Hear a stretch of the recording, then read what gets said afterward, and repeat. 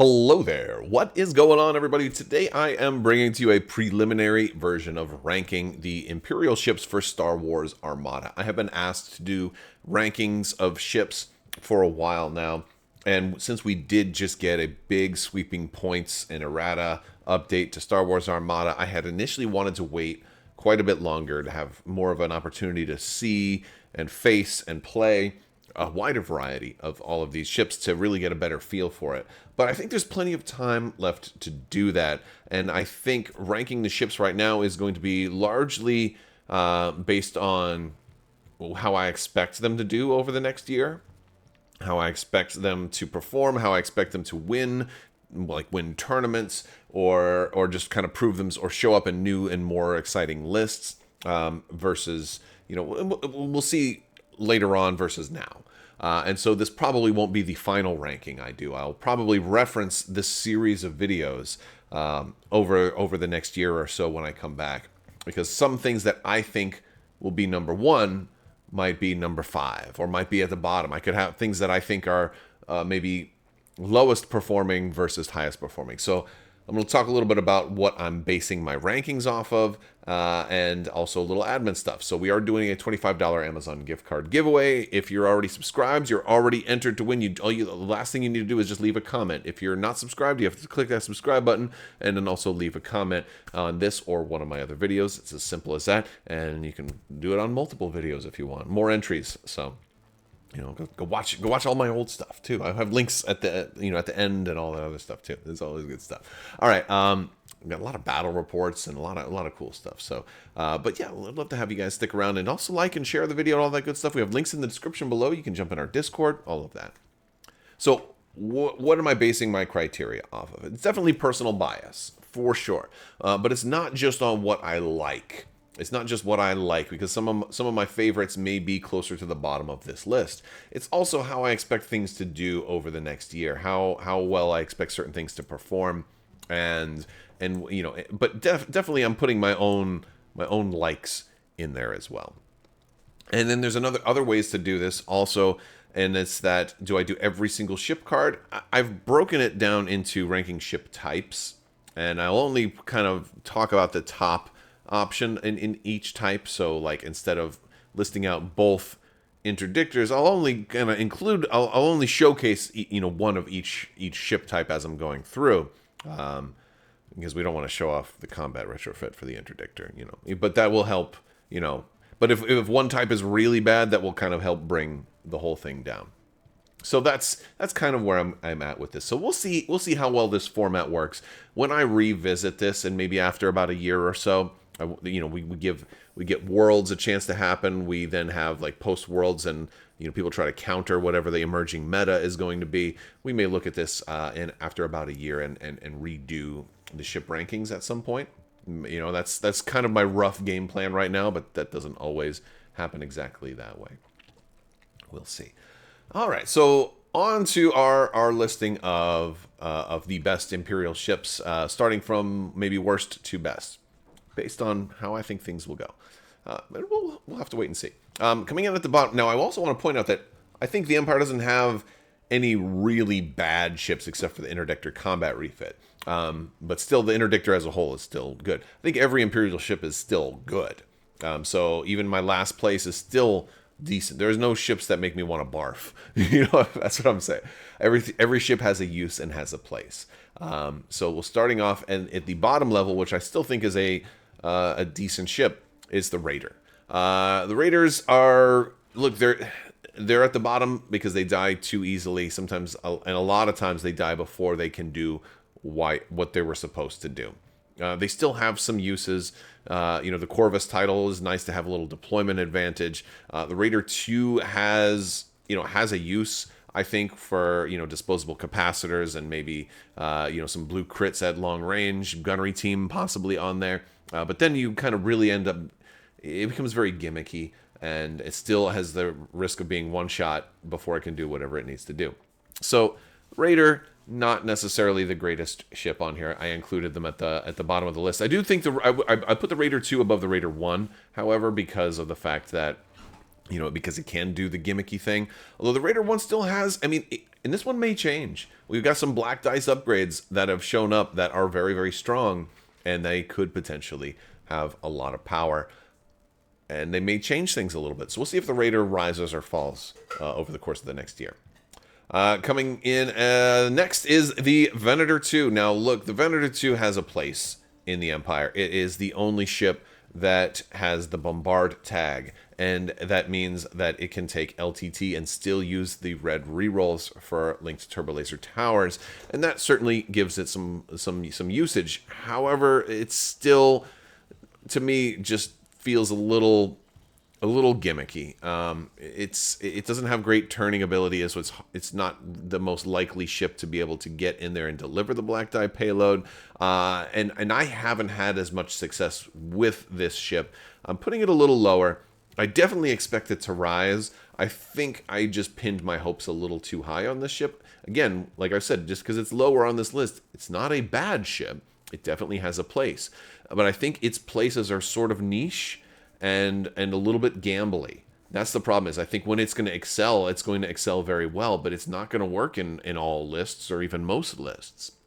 I think it can perform as an anti-squad boat, which is all great and fine until you face somebody with hardly any squadrons, or squadrons that can still manage to survive it, or the terrain is, placed things in such a way that, the squadrons can now park on an asteroid and now I can't quite hit them like I wanted to, or things like that. There's a lot of ways to foil your well-laid Venator plans with the Empire. So that's why I kind of rank it a little bit lower. But again, black dice upgrades, maybe this ship will shine a little bit more this year. Again, it is also the Empire's only way to take LTT and still run it according to its old capacity.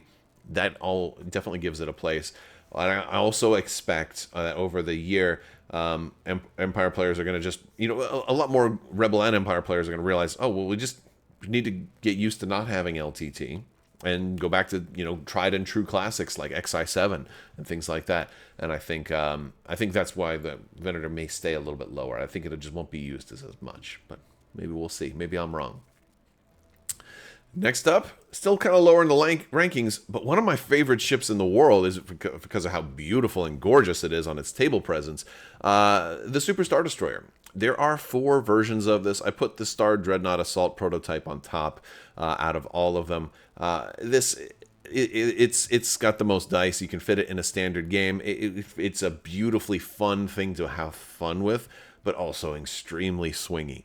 It works amazing against like a couple of small ships that you can, hit gunnery teams with Krennic and Ravager and like pop 3 ships in a single activation. Like that can happen sometimes, and it's beautiful. It's even possible to kill 4 ships in a single activation with this thing, if you happen to ram the 4th one. But realistically, it doesn't always work out that way. When it does, it's very fun. Super fun ship, great table presence, and it's a great ship to have on the table at your store and get new people to be like, whoa, what is that? Like, it does that very, very well. But it is massive, and it's a huge weakness because, again, like, even a lot of ships can double arc it. Like, Akbar slash this thing with extreme ease, so you can do some very nasty things against this ship. It's got great defense token, and it's fun, but it doesn't perform as well as I'd love, and I think that's perfect for it. I think this is the right place for a ship like that. I always want to have the option to have big, honking, beautiful, crazy monstrosities on my tabletop, but I don't want them always to be like super oppressive. The SSD is only a little oppressive. People have figured out how to beat it. It suffers from the half points rule. So even if somebody can't kill it, they just have to get some damage on it and get the half points. And it's not bad. And there's some objectives that make that even worse, because then you get the 1 damage card, like opening salvo, for example. You get the 1 damage card on there. All of a sudden, you're getting half points, and then another half points if they get 11. So it's definitely got its vulnerabilities, and it's got gaping vulnerabilities, but it's also fun, and that counts for a lot too. We're kind of in the middle of the list right now. Moving up, the Interdictor. The Interdictor might have ranked a little bit higher if it didn't have the combat refit kind of dragging the ship as a whole. down. But the suppression refit is obviously the only option that is viable. It's a good, well-rounded ship. It's got 5 engineering. It's one of the toughest ships in the game. Doesn't have much offensive firepower, though, and it's slow. And so it's big, slow, and doesn't shoot hard. So why is it on this list? Well, it can support, but primarily it's on this list because of the experimental retrofit. Has amazing abilities. You build a whole fleet around this one. Some ships fit into every fleet. This is a ship that, it makes fleets fit around it. And that's a cool thing. The experimental retrofit's very cool. It works for, if you're trying to play objectives, if you're trying to play with obstacles, there's no substitute. It's unique, and it's the only ship in the game that can do what it does, and that's a very cool thing. It's very fun. It's a very fun ship to play around with. Again, doesn't always work for all list types. You kind of have to build your fleet around the Interdictor, but it also has the added benefit of it can be a little bit of support. It has the support teams on there. It can transfer some shields. It can force some some re-rolls at close range for allied ships that are nearby. It can do a little bit of support as well. And so even though it lacks the speed and firepower, it's a good team player, and it's a good solid ship. Right smack in the middle. Also, we've got the Onager up next. Look, these guys they suffered a little bit. They would have been pretty close to the top of the list. About a year or two ago. They got a points nerf. They're more expensive now, and that's okay. That's okay. I still think they're fun. I still think they're definitely competitive. They can still do crazy things. I put the Onager class Star Destroyer on top, although it was definitely the least popular option before the nerf. But because this one's only a few points more expensive than the test bed now, I prefer this version because of the dice. I like the blue dice showing up in there. This one also, we just did see price get nerfed a little bit, so you can't get that accuracy on those extreme range shots. So that makes the Onager probably a little bit more in the middle of the field now. It's more expensive. It's at the same time that it got kind of more expensive, we also got price, which kind of made Onagers a little bit better. And now that she's nerfed a little bit, I think they still have value. But it's a solid ship, but you can get those crazy long shots. I like it best with the medium range super weapon, and you're trying to get those crits and trying to go for that really strong attack, but at a more balanced range. So that's kind of where I'm at with the Onager. I think it still works. It's expensive, and it can be oppressive, but I don't know if it always will be. Victories are up next. We're getting closer to the top of the list. No, we're not there. We still got, 6? This is number 6. So we're getting there. Victories, they would have been closer to the bottom of the list, but Victory 2s are coming out on top over the Victory 1. Victory 1 used to be the best because of the Harrow, I would have said. But Victory 2 got significant points decrease. The titles also got decreased. And now all of a sudden I think the Victory 2 is in a much better spot of viability right now. I don't know if it's going to go higher or lower, so we're kind of in the middle, but we're closing in on the top stuff. I have had some fun with Victory 2s lately. Victory 1's also still good, so the whole ship is very good. Moving up to number 5, it's the Gladiator. Of course, I should say the Demolisher. Demolisher is just so good that it elevates the whole ship. The ship as a whole without that title would be much lower, but since you have Demolisher, it makes the Gladiator 1 an exceptional ship. You can run it on Gladiator 2 also. There's some definitely, if you're trying to get the accuracy out of the side shots, there's ways to manufacture that or to make it more likely. You don't have price anymore, but it's still a really good ship. Love the Gladiator 1 with Demolisher. So, yeah, it's self-explanatory. I don't have to talk too much about that. Number 4, the Quasar. Look, man, Quasars are incredible. They're the best carrier in the game. They're just, and a lot of Imperial fleets want to use them. Obviously, it doesn't fit into every fleet. But it's the cornerstone of any carrier-based fleet, any squadron-based fleet. You got to have a Quasar. The titles are incredible. Even though there was some points increasing on some of the titles. I put the Quasar Fire 1 over the Quasar Fire 2. Quasar Fire 2 has better, long-range dice, but this isn't a ship that's there to attack, so you want this ship to be a little bit cheaper. But it does depend on what kind of configuration you're going with. If you want double double weapons team or double, you know, like there's definitely options for those. Quasar Fire 2 might be a little bit better. Quasar Fire 1's a little cheaper. But one of the things I think is interesting about the Quasar Fire 1 is if you wanted to spam them, you still have a 6 hull medium ship with brace for 54 points. Even if you're not running, like you could put a lot of hull to chew through if you wanted to just, like, you know, run like 7 Quasar Fire 1s or something crazy. You know, just silly little things that I think about sometimes. I mean, it's been done before. It's not I didn't invent the idea of spamming these, although I've never actually done it.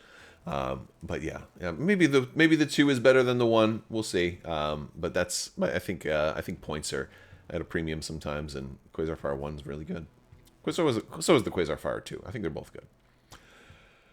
Number 3, the Gozanti class cruiser. Well, the Gozantis are number 3. I mean, frankly, they fit into every list.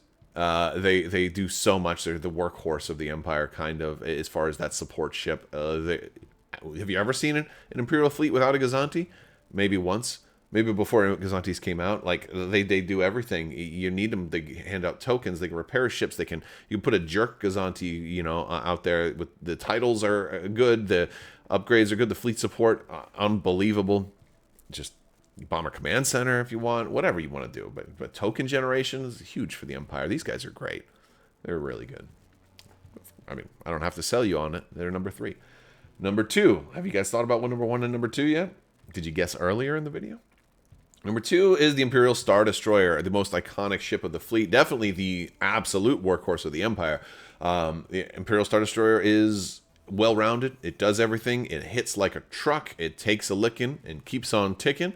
It's got good anti-squadron. It has a massive front arc, but it's still respectable everywhere else. It's got 4 defense tokens. They're fairly fast as well, and they're a little expensive. I put the Imperial 2 above, even though I prefer the Simoon most of the time. I put the Imperial 2 on top because it is the most expensive, but with the ability to, you know, configure it with... It's the configuration options that the Imperial 2 really excels at, and what makes it so good. You can use it to do carrying. You can carrying squadrons. You can use it for everything. And it's got the defense retrofit. It's got the, you know, the support weapons teams, rather. Ion cannon, turbo laser. You can make this thing salvo like a beast also. It can do so many different amazing things. One of the best flagships in the game. You know, of course. And it's iconic. And it's beautiful. It's the model that sold me on Star Wars Armada when I was on the fence on whether or not I was going to play this game. So that also leans into it. And number 1, have you guessed it? Arquitens is my number 1. They happen to be my favorite ship in the whole game. That had a lot to do with why I put them at number 1. But the other reason that they are also cemented firmly at number 1 is that they also got a points decrease. I mean, are you kidding me? I can't believe that the best ship in the game just got cheaper. The best ship in the game for me. They just got cheaper. Are you kidding me? You can run 7 of these in a list now. I don't even have 7. All of a sudden, I'm like, should I buy more Arquitens? You know, or something like that. Good luck. I have to, you know, 3D print them or something like that. But yeah, no. In both versions, got a points decrease. The command version also went down to only be 1 point more than the light cruiser used to be. So I think, you know, like, and this was something that may change over time, over the next year or so. Do I start using the command cruiser more? Because I get the support team on there. I can buff the shields up on the sides. I mean, you don't always use the support team for engine tech. Sometimes I use it for the auxiliary shields because, frankly, a ship with 2 redirects and an evade that wants to... Evade's going to work well. You don't have brace on here. I get it. But that evade will work really well at long range. And the ship it thrives at long range. But if I can put 3 shields on the side, I've got 3-3, 2-2. That's good shields with 5 hull and 2 redirects and an evade. Look, when I've run the command cruiser with the extra shields on the sides, it does very, very well. And it's a fast ship. It's got a good side arc, and it can double arc pretty well. Combos really well with other Imperial commanders that have gone up a little bit. If you can obstruct your shots, get an extra die there. Or with Vader, all this stuff. You got that, you know, look, you got that contain you can spend for Vader. But they both got decreased, but the light cruiser I think is the best. It's still, I mean, this one didn't need a points decrease, but it got a points decrease. I'll take it. I'll take. Oh, at least I didn't need it for me. Now, maybe other people think, oh, Arquitens don't get played that much. That's because they were been sold out forever. People don't have them. That's why. But like, as somebody who has 5 of them, I'm like, yeah, I'm gonna keep running Arquitens. They're crazy good. That's my Imperial rankings at number 1 for the Arquitens. Let me know your thoughts down in the comments below. What did I get right for you? What did I get wrong for you? What do you think is going to change over the next year when we come back and revisit this stuff? All right, that's going to do it for today's video, guys. I want to thank you all so much for watching. Big thanks to my patrons. You guys are out of this world. Thank you so much for your continued support. I will talk to you later. May the Force be with you. Live long and prosper. Be excellent to each other.